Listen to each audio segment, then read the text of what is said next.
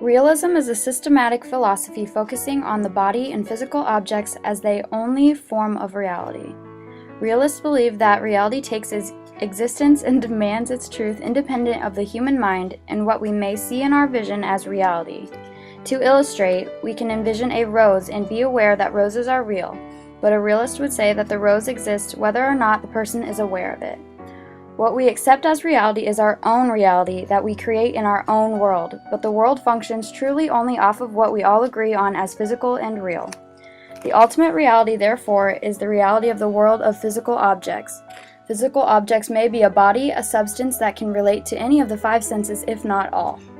We go back to the rose that can exist in the mind without perhaps being physically present, but ultimately the rose shares properties with all other roses seen by all other humans, so therefore the rose we envision is real only because we know of it in its physical form.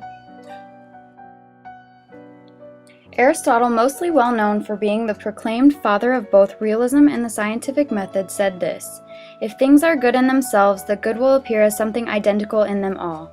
But the accounts of the goodness in honor, wisdom, and pleasure are diverse. The good, therefore, is not some common element answering to one idea."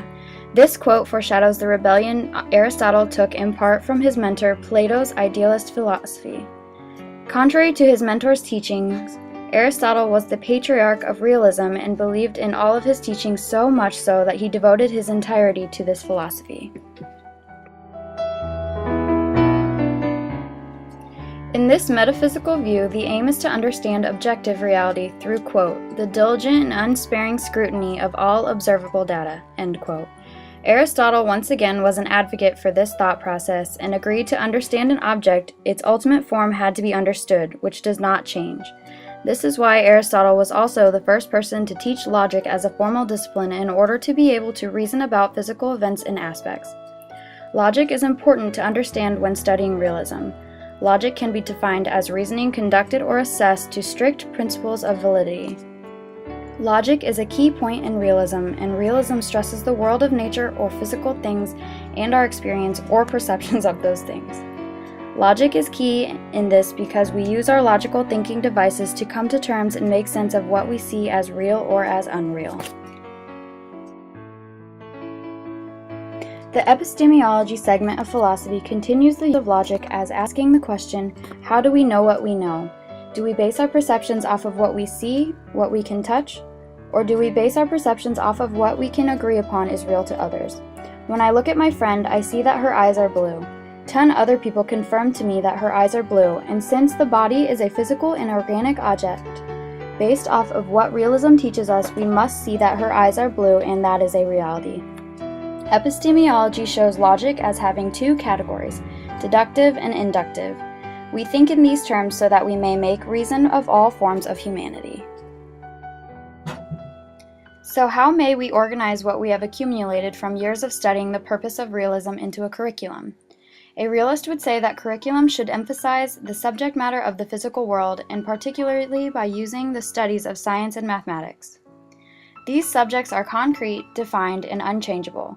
We teach substance that has meaning to it and cannot be debated because the hypothesis behind it can be tested time and time again. Realist philosophers believe in the certainty that these courses teach. We can trust that science and mathematics are real and defined, and so that is what teachers are teaching children to relate only defined material back to reality.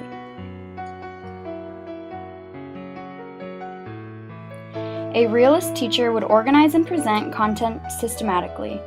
They would do this within a discipline, demonstrating the use of criteria in making decisions. A realist teacher would enjoy the use of a core curriculum and something that relates to all children. Again, teaching off of what is determined as undoubtedly true without hesitation. Teaching methods would focus on a mastery of facts or basic skills through demonstration and recitation. Experiments that prove that a chemical A and chemical B will combine to make AB every time. Reciting facts through flashcards or use of reiteration from the teacher to the class. In a realist curriculum, students would also demonstrate the ability to think critically, perhaps scientifically or systematically through mathematics, again, suing observation and experience. This curriculum would be distinct. The curriculum would be approached scientifically through the standardization and repetition of factual knowledge. Discipline is important. A realist teacher would also believe in the philosophy that says character is developed through teaching the rules of conduct.